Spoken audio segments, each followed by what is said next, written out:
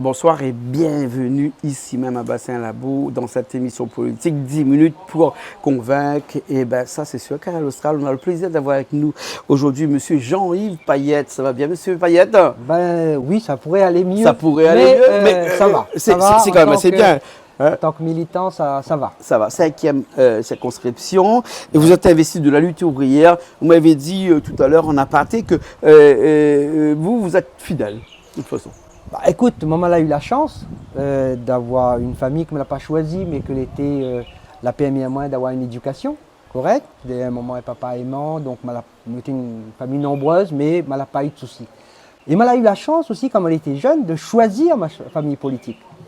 Et ça, ce choix que elle a fait très jeune, c'est-à-dire à 21 ans, voilà, elle était déjà militant de lutte ouvrière, c'était un choix de conviction.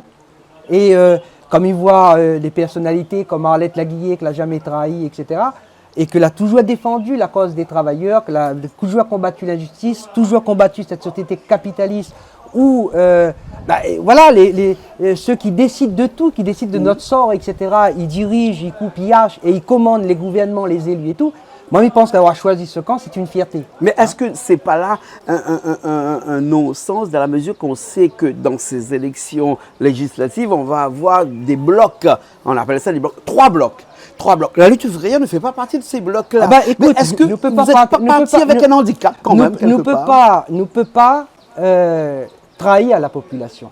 Nous l'avons toujours été des hommes de conviction, des personnes qui bataillent tous les jours pour défendre les intérêts des travailleurs, des classes populaires, etc. Et parce qu'on a une élection, nous devrions aller soit avec ceux qui savent faire comme Macron l'a fait, ou soit trahir à nous comme ça déjà. Ou jouer peut-être au PRMI, ou choisir sur le bon cheval. Regarde, il y a Ricciotti qui l'a fait. Regarde, il y a Marion Maréchal qui l'a fait aussi. D'accord, mais les autres, ils regardent que notre intérêt personnel, c'est des opportunistes. Nous, notre combat, pour combattre l'injustice, pour combattre les capitalistes, il faut que nous disions que nous avons un programme politique qui dit aux travailleurs il faut bouger. Oui. Nous, on a par exemple un grave problème à La Réunion qui est le logement. Moi, on l'a eu depuis le début de l'année, 5-6 personnes. On a quand même 40 000 personnes qui sont sans logement à La Réunion. Bien sûr, il y a tant de logements, 40 000 personnes. Il est inadmissible parce qu'on a 1200 hectares déjà mobilisés pour construire, où on a le fonds du LBI qui retourne parce qu'ils n'utilisent pas. 275 millions d'euros par an. Voilà, non mais c'est une absurdité. 20 à 25% voilà. retourne. Hein. Sauf que nous dit que si les travailleurs y occupent de ces problèmes-là, eh ben, on aura des solutions. Parce que les travailleurs n'accepteront pas que l'argent y retourne. Parce que c'est nous qui avons besoin des logements, c'est nous qui avons besoin que nous, même si nous n'avons rien, mais que nos enfants, que nos petits-enfants, etc., les assurer d'avoir un toit sur notre tête. Eh bien ça, cette lutte-là, bien sûr, si moi les députés nous va dire tout ce qui se passe à l'Assemblée, que les contre les intérêts des travailleurs, on a voté pour, ça te l'est bon pour nous, mais nous va dénoncer, mais nous va appeler surtout à lutter contre ces injustices-là. Nous va dire à la population que les pas, parce qu'on a un député qui bataille pour eux à l'Assemblée, que les choses vont changer. Il y aura peut-être la prochaine fois, M. Payette, écoute, avec Jean-Yves Payette, mais on parle d'ouvriers, on parle comme il dit d'ouvriers, c'est de travailleurs. C'est les travailleurs. Aujourd'hui, là, on va passer d'un autre sujet, parce que, 10 minutes, ça va très vite, hein, oui. M. Payette. On parle d'un pouvoir d'achat. Ce pouvoir d'achat passe forcément par une augmentation de salaire des employés, des ouvriers, comme on dit. Est-ce que vous pensez qu'aujourd'hui, un SMIC à 1600 euros, pardon, eh ben, c'est objectif, c'est pas un peu utopique? Bon, écoute, moi, je pense que c'est presque malhonnête. Parce qu'avec 1500, 1600 euros, un travailleur vit difficilement. Aujourd'hui, il faudrait que ça soit à 2000 euros. C'est ça la réalité. 2000 euros? Bien sûr. Ouais. Sauf que le problème, c'est qu'il dit à nous, on n'a pas l'argent pour ça. Bon, parce qu'on a des petites entreprises, en effet, qu'on a des difficultés. Bon. Mais comment on explique à moi qu'on a des gens qui l'été à 50 milliards, on a 3-4 ans de ça, et aujourd'hui à 100 ou 200 milliards. Comment on explique à moi que ces capitalistes-là, ils payent des directeurs... Mais c'est pas eux qui embauchent toute la population française. Oui, mais c'est eux autres qui encaissent. Il y a des petites entreprises qui embauchent aussi tous les jours. Mais et puis eux, si on augmente à 2000 euros par mois, ils vont avoir les soucis peut-être. Mais ces petites entreprises-là, elles sont souvent sous-traitantes de ces grosses. Oui. C'est-à-dire, si nous dit, voilà, parce qu'on a des petits, que les écrasés par les plus gros, et qu'il ne faut pas augmenter les salaires, quelque part, nous jouons le jeu des plus gros. Bon, aujourd'hui, ce qu'il faut, c'est vraiment que l'ENA, oui, avec sans doute des petits planteurs, des petits artisans, etc., qu'on ait une lutte que le mener pour le pouvoir d'achat. Parce que oui, il y en a des petits planteurs, que moi, je travaille d'ailleurs avec ces petits planteurs-là, qu'il y a des difficultés, il n'y a même pas le SMIC, mais des fois même pas le niveau du RSA. Bon, c'est des travailleurs pour moi. Et un monde qui travaille et qui est utile à la société, il doit gagner 2000 € par mois parce que c'est ce qu'il est nécessaire aujourd'hui. Mais il revient sur le problème de l'inflation. Alors, bien sûr, on peut dire nos batailles entre nous, etc. Mais qui décide de l'inflation? Qui décide de monter le prix? C'est pas le petit artisan, c'est pas l'ouvrier, etc. Et c'est même pas la France, c'est l'Europe. Aujourd'hui, on a un gros problème avec l'Europe. Il faut qu'on arrive à l'Europe, puisque c'est l'Europe qui décide aujourd'hui. C'est les capitalistes français, européens et même américains, etc., qui décident de relancer l'inflation. Donc la lutte, c'est pas bataille contre des fantômes, ou dire bataille contre l'Europe, c'est bataille contre un fantôme. Par contre, bataille contre l'Europe existe, hein, l'Europe n'a pas d'accord, mais l'Europe en même, d'accord, mais l'existe, il est là. D'accord, mais sauf que c'est pas quelqu'un, d'accord, qui vient, qui cause avec moi et qui lui engraisse à lui à coups de milliards. Ceux qui engraissent les autres, c'est des hommes en chair et en os qui décident de notre sort, qui décident de relancer l'inflation, qui décident de la guerre en Ukraine, qui décident du massacre à Gaza, etc. Eh bien nous, notre intérêt de travailleurs, c'est d'être contre, c'est d'être capable de mettre de bataille contre ça. Quand les capitalistes, juste fini, ils annoncent l'année dernière que ça fait 180 milliards d'euros de bénéfices. Ils choquent personne. Par contre, quand il dit à nous comme ça, il nous fait une bataille contre les plus pauvres. Ouais. D'accord? Aller chercher, voilà, les pas normal qu'une femme seule, il touche une affaire, les pas normal qu'un chômeur, il touche, les pas normal que Nena et Maoré à côté, ils survivent, etc. Non.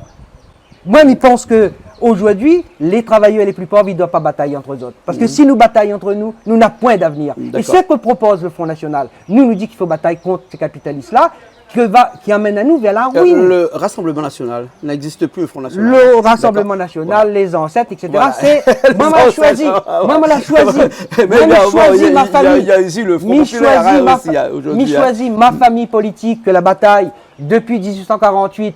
Avec les ouvriers, que l'a fait la Révolution en 1848 et l'a entraîné l'abolition de l'esclavage, la Commune de Paris, que la première fois de dire oui, nous peut vivre sans les capitalistes. La Révolution russe où les travailleurs pendant 3-4 ans, elle a quand même dirigé un pays, ils ont été trahis par la suite, mais elle a quand même dirigé. Ça, c'est ma famille politique et moi, elle est fière. Bien sûr, bien sûr. Voilà. Monsieur Payam, on va arrêter un petit peu la politique extérieure, hein, parce qu'on est dans une politique réunionnaise actuellement. Il nous reste 3 minutes là, avant nos 10 minutes. Là, mais vraiment, pour parler de la Réunion, pour parler de ce qui nous intéresse énormément ici, la Réunion, où les agriculteurs, donc du coup, on connaît ce panier. Technicien agricole. Allez, on connaît ce panier moyen ici, là, ce petit casier qu'on pousse avec 150 €, on doit remplir dedans ici. On a des produits de la Réunion qui sont beaucoup plus chers que des produits qui arrivent de l'Union européenne ou de la France. Hein. Comment faire si demain on est député pour mettre un frein à tout ça et de dire que si au cas on veut consommer avec un pouvoir d'achat qui est quand même assez faible aujourd'hui, hein, et consommer quelque chose qui nous vient peut-être de l'extérieur, parce que c'est quand même un problème aujourd'hui, les produits qui sont de l'extérieur sont moins chers que les produits qui sont faits à la Réunion. Oui, hein? Sauf que la réalité des choses, c'est que quand nous achetons quelque chose dans une grande surface, nous ne connaissons pas combien elle a été achetée à l'agriculteur. Nous paye le prix final. Quelle est la marge qui a été faite par les grandes surfaces, etc.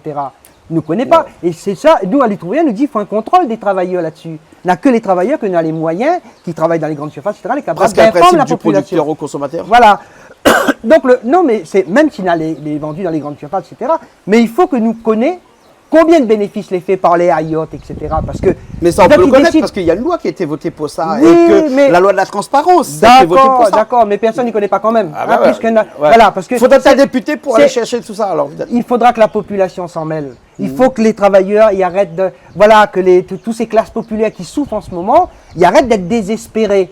Hein, nous, ce que nous voulons, c'est que les nattes d'espoir, que si voilà, nous avons toujours été candidats, on a des camarades, ils disent, il faudrait, voilà, que moi l'élu, oui, si moi l'élu, sous l'élu, il faudrait peut-être dire quelque chose à toute cette, parce qu'il nous reste une minute là, hein, à toute cette population de la 5e circonscription là, que ça on aura pour dire à eux. Ah bon, moi, j'ai toujours été dans le camp des travailleurs, moi, j'ai toujours été dans le camp des classes populaires, et si moi l'élu, oui, moi resté, que ce soit à l'Assemblée nationale ou même localement, dans le camp des travailleurs pour être à la rigueur, l'Assemblée, moi, sera les autres yeux, les autres oreilles là-bas, et m'a venir répéter aux autres ce que les mauvais coups n'en a contre eux autres, et moi, sera dans toutes les luttes pour aider la mobilisation contre l'injustice. D'accord. Monsieur Jean-Louis Payette, merci beaucoup d'être avec nous. 5e circonscription, et on sait que vous êtes pour la lutte ouvrière ici à La Réunion. Merci bien.